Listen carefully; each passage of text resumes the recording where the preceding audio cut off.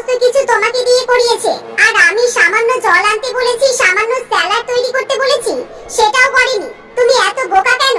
এরকম বোকামি করলে সারা জীবন কিন্তু তুমি খেটে খেটে মরে যাবে।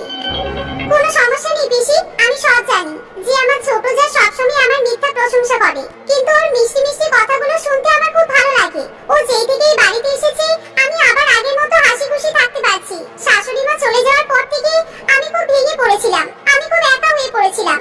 সারা দিন বাড়িতে একা একা থাকতে আমার খুব মন খারাপ করতো।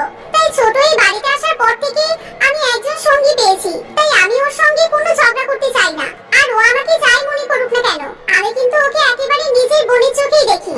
দরজার বাইরে থেকে সঙ্গীতা যখন তার বড় জায়ের মুখে এমন কথা শুনি, তখনই সে নিজের ভুলের জন্য ভীষণ পরিমাণে লজ্জিত হয়ে পড়ে।